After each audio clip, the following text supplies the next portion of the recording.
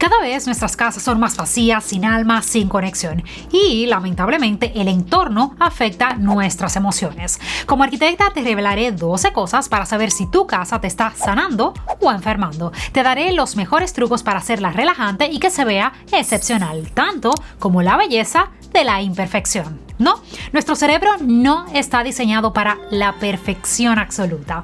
Es más, dime algo, ¿cuál de estas dos imágenes se siente más rígida, menos humana? Vamos, piensa. Esta, ¿verdad? Desde la neuroarquitectura se ha observado que los entornos excesivamente perfectos, muy lisos, simétricos y súper pulidos generan un tipo de alerta inconsciente y hacen que el hogar se sienta rígido, frío y más industrial que habitable. En cambio, las texturas irregulares y las pequeñas variaciones visuales activan una percepción de seguridad, de calidez y refugio. ¿Por qué? Bueno, porque esas imperfecciones se parecen a la naturaleza y, a nosotros mismos. Por eso, en casa, vale la pena experimentar con cierta imperfección.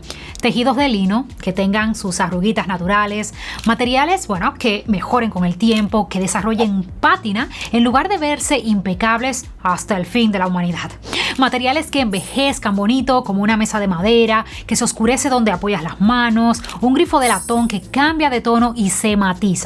Un jarrón hecho a mano que, no quedó milimétricamente perfecto. En fin, materiales que expresen la belleza del tiempo, de la imperfección, de la vida misma. Una casa que sana no busca congelarse en la perfección. Su fin es acompañarte mientras cambia contigo. La forma también calma. Pensemos en esto por un momento.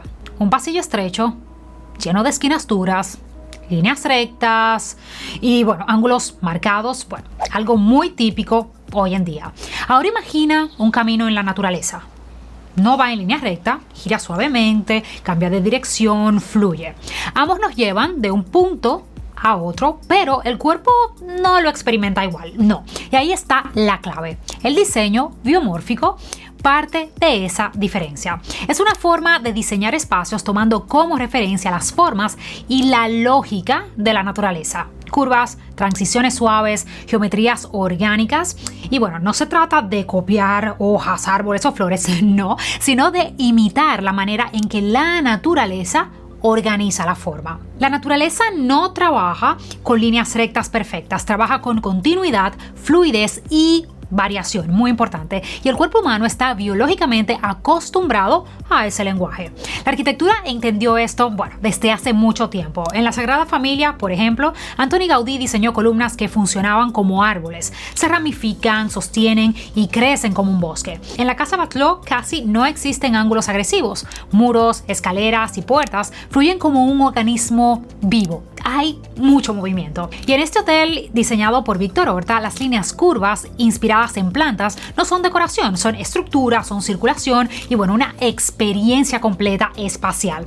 Ahora bien, no necesitamos vivir en una obra monumental para aplicar diseño biomórfico hoy, no. En casa, este concepto se traduce en decisiones sencillas, pero súper conscientes. Por ejemplo, mesas de centro con cantos suaves o una mesa de comedor redonda u ovalada.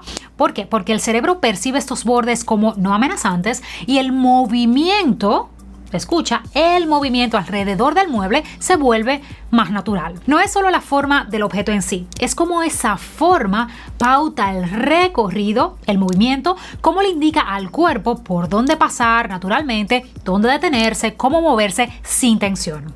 Otra manera de integrar el diseño biomórfico es a través del mobiliario que contiene. Dígase, sofás curvos que generan la conversación, sillones que permiten recostarse de forma natural, piezas que, no obligan a una postura así, bien rígida. Repito, aquí no solo importa la forma, sino la sensación. También está la transición entre espacios. Arcos suaves en lugar de marcos súper rectos, esquinas redondeadas, pasillos que giran sin cortes muy bruscos. Cuando no hay interrupciones visuales, la mirada fluye y el cuerpo también.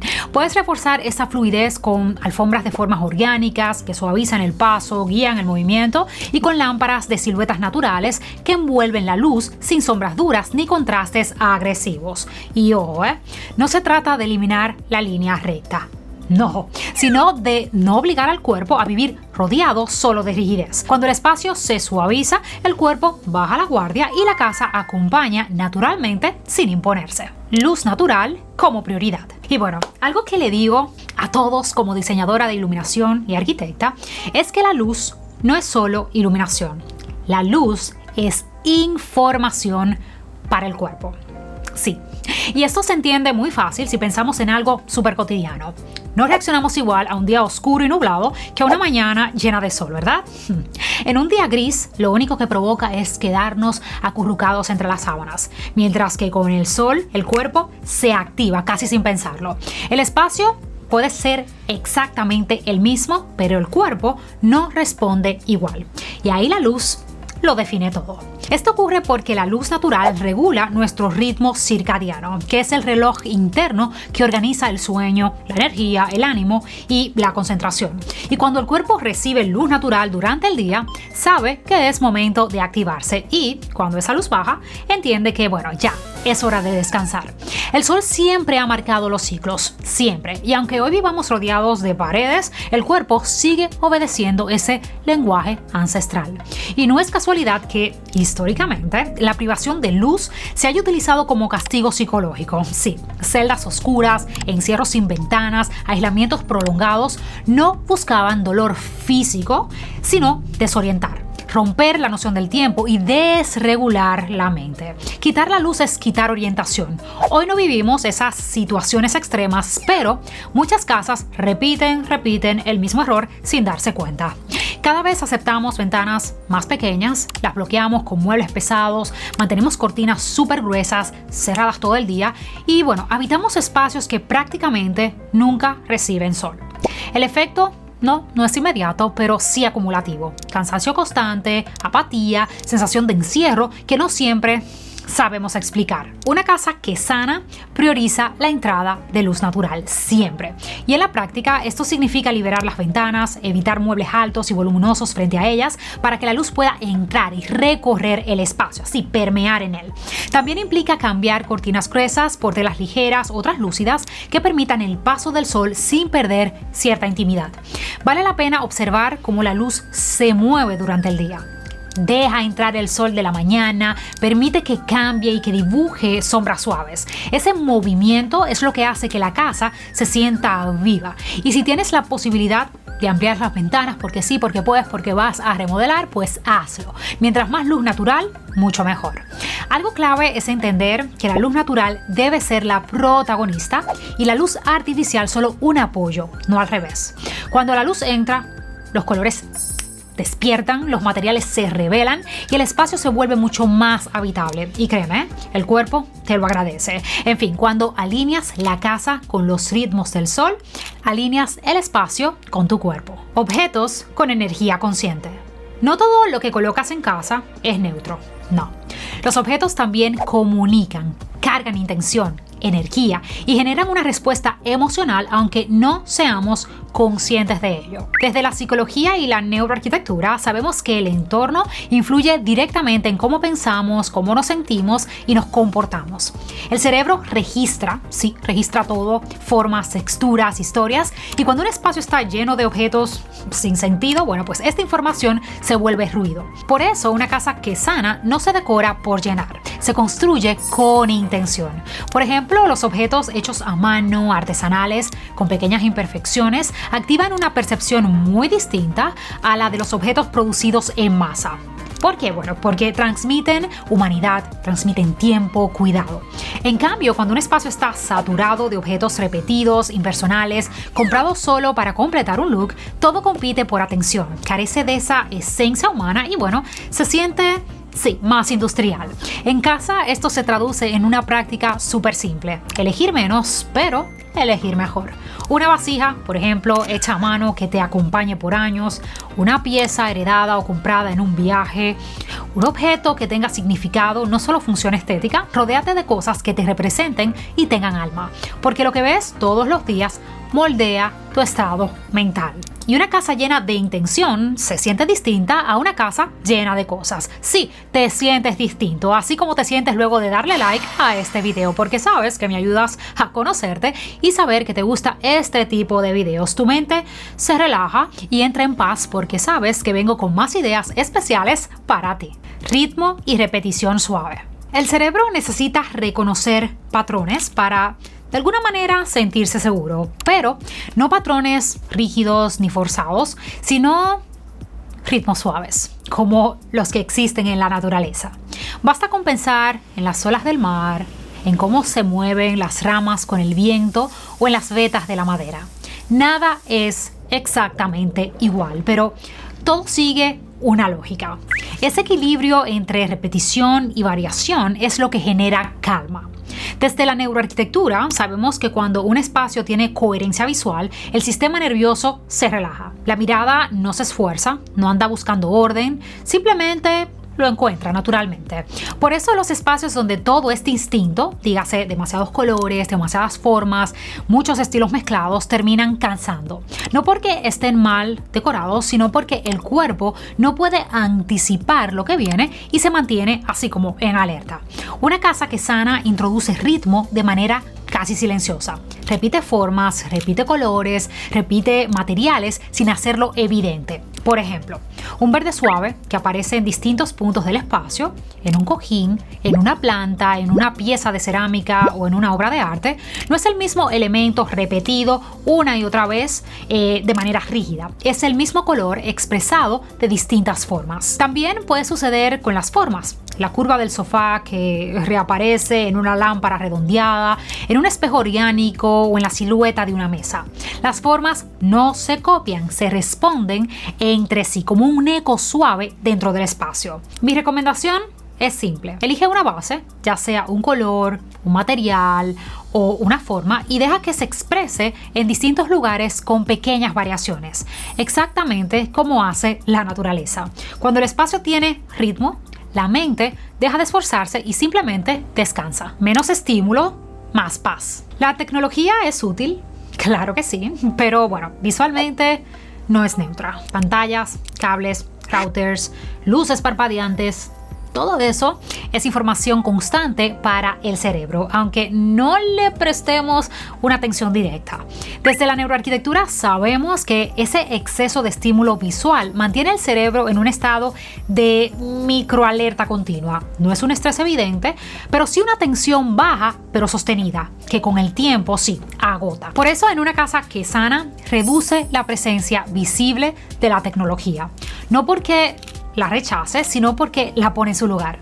En casa esto se traduce en decisiones como ocultar cables siempre que sea posible, integrar la televisión en un mueble, en un panel o en una pared en lugar de dejarla como protagonista, usar también canaletas empotradas o pintadas del mismo color de la pared para que desaparezcan visualmente. Lo mismo con los cargadores. En lugar de tenerlos regados por todas partes, crea una estación de carga oculta dentro de un cajón o en un área puntual que pase desapercibida.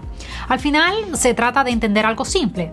Hay cosas que son necesarias para que la casa funcione, pero no tienen por qué estar a la vista ahí todo el tiempo. Igual que no vemos ni las tuberías o las instalaciones eléctricas, los cables y aparatos electrónicos pueden integrarse y permanecer en silencio. Fractales naturales.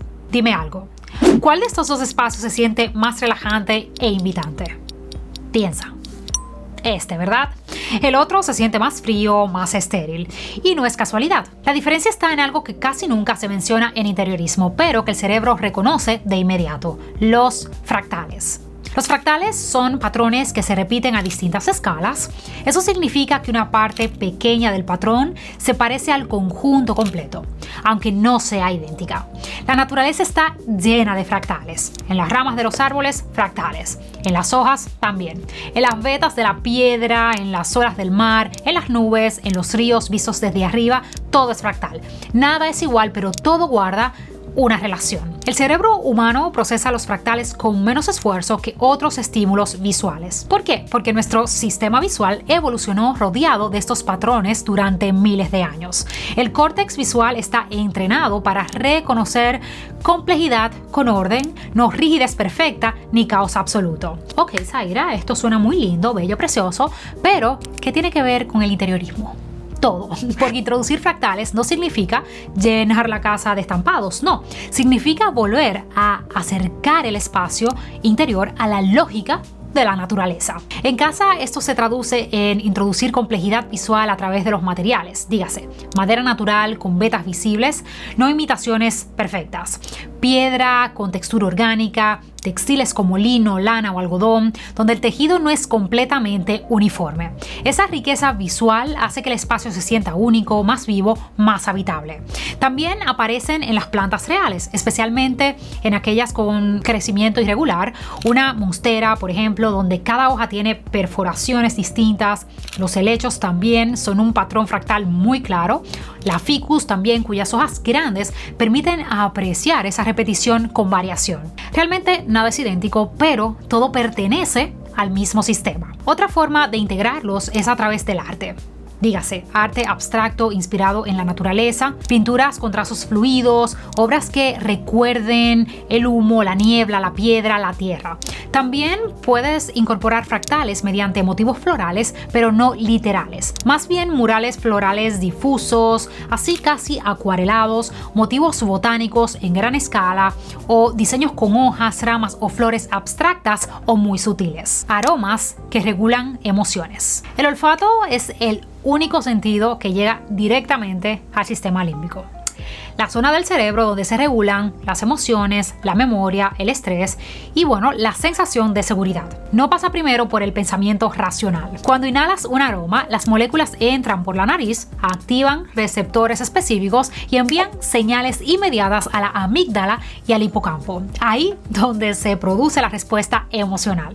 Y sí, es parte del diseño, porque el cerebro asocia los aromas con estados, no con objetos. ¿Y qué busca un diseñador de verdad? Exacto, crear emociones, sensaciones, hacer sentir. Y claro, somos astutos, usamos todos tus sentidos, no solo la vista. Por ejemplo, usamos la lavanda porque contiene linalol, un compuesto que calma el sistema nervioso.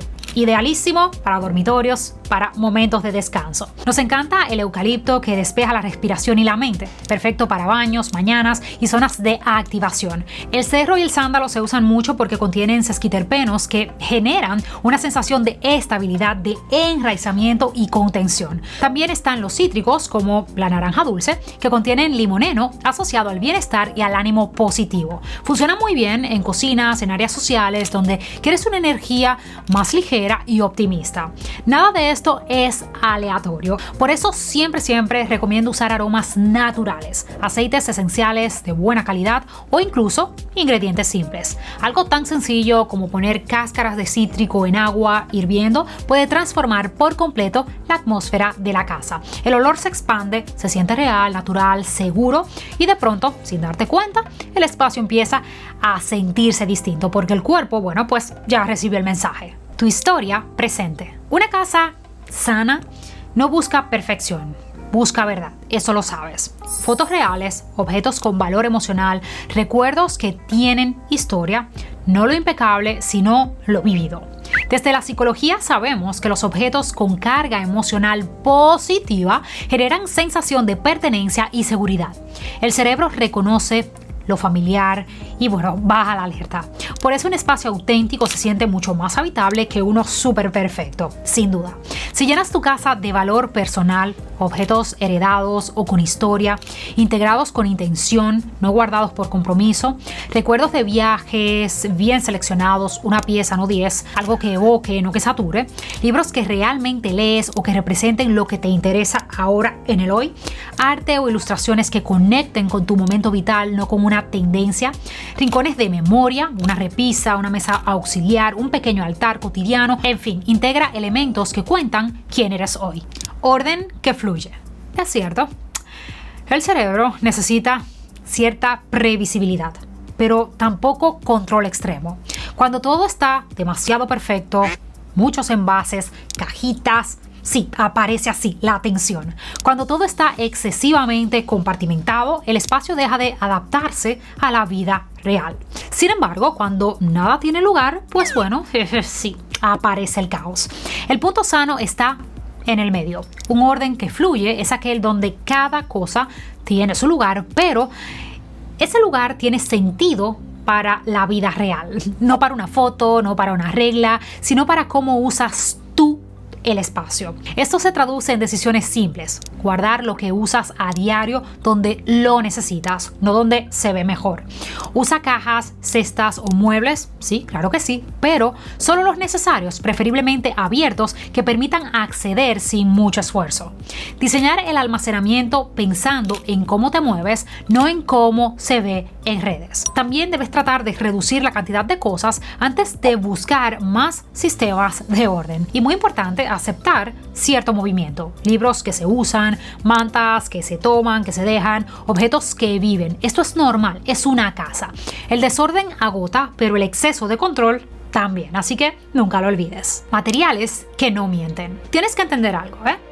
Los materiales no son solo estética. Son información sensorial constante para el cerebro. Los acabados muy brillantes, plásticos visibles o superficies que imitan otros materiales suelen producir reflejos, rigidez visual y una sensación menos acogedora. No estamos acostumbrados a verlos en la naturaleza, no evolucionaron con nosotros y no son parte de nuestra historia. En cambio, los materiales naturales, madera, lino, algodón, piedra, cerámica, eso sí. Y tienen una particularidad muy interesante. Tienen variación real. Vetas, poros, irregularidades, cambios de tono. Además, estos materiales difunden la luz, muy importante, de forma suave y no crean reflejos duros. Visualmente es relajante para la vista. En cambio, los acabados muy brillantes o los plásticos visibles pueden ser uniformes y reflectivos. El tacto, sí, también cuenta, incluso cuando no tocamos. El cerebro anticipa cómo se sentiría una superficie y bueno, los tejidos naturales se perciben, claro, cálidos, flexibles, los plásticos, bueno, pues fríos y rígidos. Esa anticipación, claro, también influye en la sensación de bienestar y cómo percibimos el hogar. Otro punto clave, la honestidad del material. Clavísimo. Cuando algo es lo que parece, el cerebro simplemente confía. Cuando un material imita a otro, se produce una incongruencia sensorial que genera una tensión sutil. En casa, bueno, pues esto se traduce en decisiones como preferir maderas con acabado mate, usar textiles naturales en cortinas, sofás, ropa de cama, elegir cerámica o piedra en superficies y objetos. Movimiento suave. En la naturaleza casi todo se mueve. Bueno, todo. Prácticamente todo se mueve.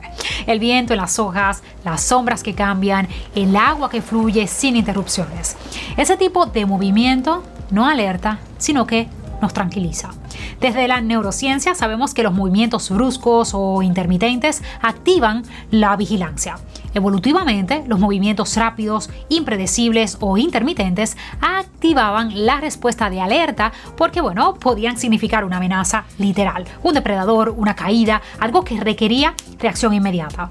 En cambio, los movimientos así, más lentos, continuos, predecibles, no requieren acción. No hay sobresalto, no hay interrupción, no hay urgencia.